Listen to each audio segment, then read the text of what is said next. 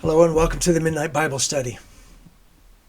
The Rosary saved Europe and Western civilization from utter destruction, desecration, humiliation, and defeat. The Rosary. That's the topic of today's report. The devil comes to kill, steal, and destroy. We're in the midst of a spiritual battle that goes back thousands of years. Many people aren't even aware of this, but many are. The Rosary has been the most powerful weapon in this battle because it saved the entire Western civilization. The Rosary it saved Western civilization from defeat and all Westerners from enslavement or even worse. So this goes back to the Battle of Lepanto, but before we explain exactly how the Rosary saved Western civilization, let me just take a moment here and tell you what led up to this. In 622, Muhammad set out from Medina to conquer, destroy, humiliate, desecrate the entire Christian world, and was incredibly successful at devastating one community after another. Now, what we're seeing in 2024 goes back more than 1,300 years through a very bloody, terror-ridden history. Now, in the year 732, when Charles Martel drove the invading Muslims back out of Europe and drove them into Spain, however, it took another 750 years before the invading Islamists could be driven out of Spain and back into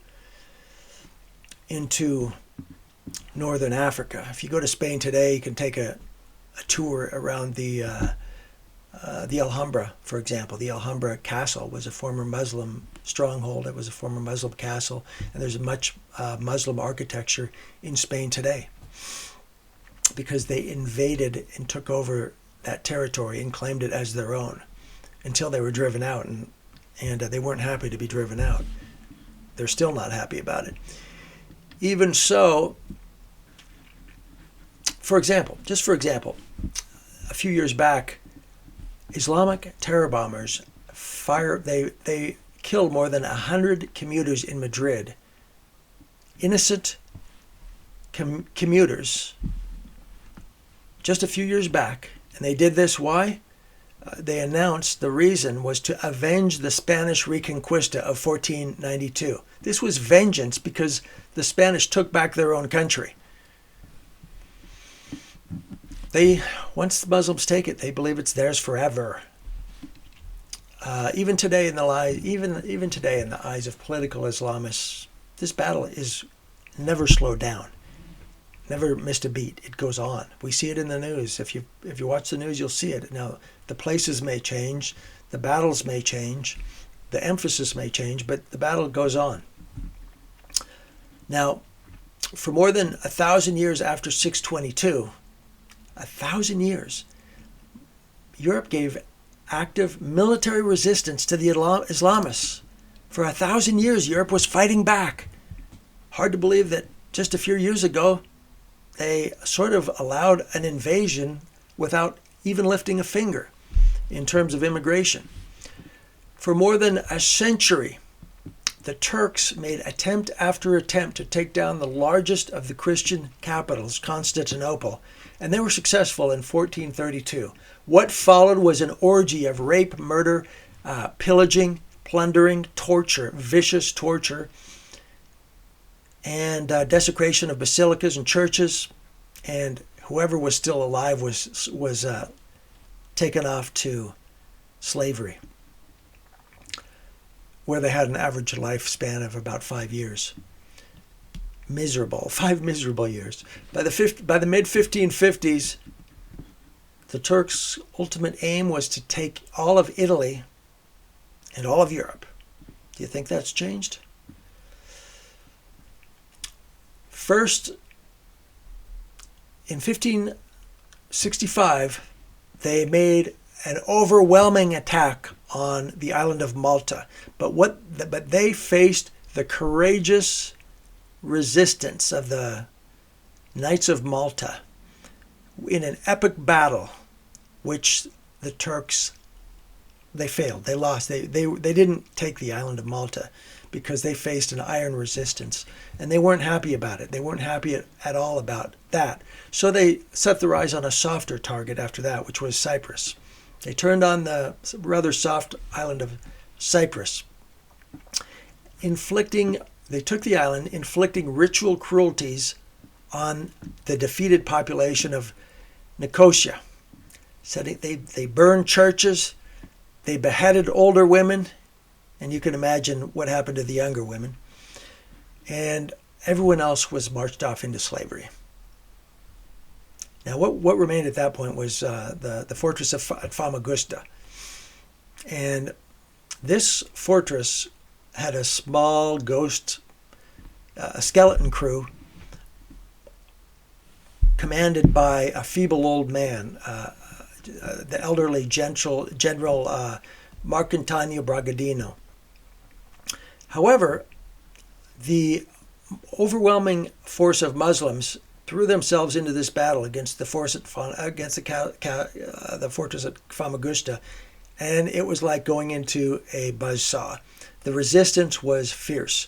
It went on week after week, and 80,000 Muslims died in that battle, and the commander was furious about this. Finally, the last remaining fighters ran. They were hungry. They hadn't eaten in days, weeks, and they were weak and wounded. And finally, they made the tragic decision to trust the Muslims in the terms of in surrender terms. So this elderly old general, he accepted these surrender terms. Unfortunately, after they surrendered, Mustafa, the leader of the Islamists, changed his mind and instead had every one of those who surrendered. All of those who surrendered were all beheaded, and Mustafa had all 350 heads piled up outside of his tent. Those were the lucky ones. General Bragadino, the elderly old man, faced the cruelest fate you can hardly even imagine. According to Michael Novak writes, Mustafa then ordered Bragadesio's ears and nose to be chopped off and forced the man to go down on all fours wearing a dog's collar around his neck. To the jibes, mockery, and horror of the onlookers, bags of earth were strapped over his back, and he was made to carry them to the walls of the fortification, to kiss the earth each time he passed Mustafa. As the old man grew fainter from the loss of blood in his head, he was tied to a chair, put in a rope and a harness, and hoisted to the highest mast in the fleet, so that all the survivors might see his humiliation. Then Bragadino's chair was dropped in free fall into the water, and then he was brought out again. The tortured Venetian was led in ropes to the town square and stripped. At a stone column which still stands today, Bragadino's hands were tied outstretched over his head, and the executioner stepped forward with a sharp knife to carefully remove his skin, keeping it whole. Before the carver had reached Bragadino's waist, the man was dead.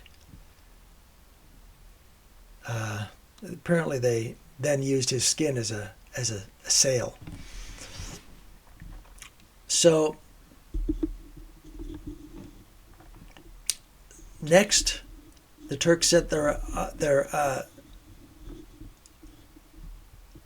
they planned on Lepanto. They headed for Lepanto, the greatest sea battle in history. Now, leading up to this battle, you have to understand that the savagery of Muslim attacks on coastal villages of Italy, Sicily, Dalmatia, and Greece was ratcheted upwards. I mean, it was vicious, absolutely. 3 or 4 Muslim galleys, they'd offload hundreds of Muslim fighters. These people would sweep in on defenseless villagers And women and young boys would be taken out and shipped off to be in harems in wherever they went. Elderly would be beheaded and sometimes cut into little pieces. European captives kidnapped from the number of these kind of victims, the European captives kidnapped, was in the hundreds of thousands. Hundreds of thousands. So this went on for a long time. Now, meanwhile, Venice, of course, is in this neighborhood, and having seen the ferocity of these attacks, the Venetian public was eager to contribute to a defense against this invasion. And their support was crucial in the coming Battle of Lepanto. So Venice contributed many ships under Admiral Andriadori. And the Knights of Malta, who had already defeated, they held on to Malta. They contributed a small, highly skilled fleet in support of the Pope's appeal and agreed to work cooperatively with Don Juan. Now,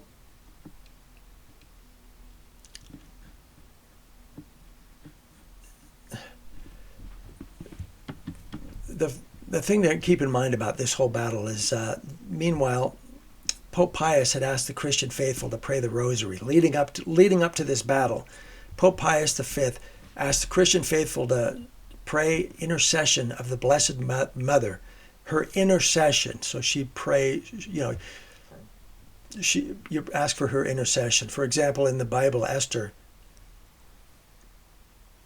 the Queen Esther, intercedes on behalf of her people. She goes and asks the king for help, and that worked. And so Pope Pius asked the Christians faithful to pray the Rosary to seek the intercession of the Blessed Mother. So she will go to the king and seek victory on behalf of the Christians to defeat the Muslim navy, which was overwhelming, an absolutely overwhelming force. Despite being vastly outnumbered, this was a miraculous victory, and the Christians actually prevailed in this battle. It was a miraculous victory, and that is attributed to the intercession of all across Europe. People were praying the Rosary.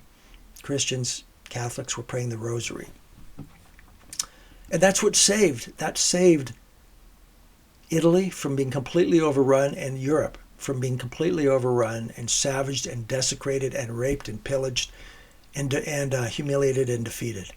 That all was prevented by Catholics all across Europe praying the Rosary, responding to Pope Pius's call, and it resulted in victory. On October 7th, news of victory reached the shores of Europe. Church bells rang all over the cities and the countryside of Europe. There's nothing like being in Switzerland and hearing the beauty of the church bells ringing in the mountains. At least it used to be like that. So there you go. That's the story. That's how the Rosary saved Europe and Western civilization from destruction, desecration, humiliation, rape, pillage, and plunder. So the Rosary is the most powerful weapon that Western civilization has. Of course, you're going to have to fight.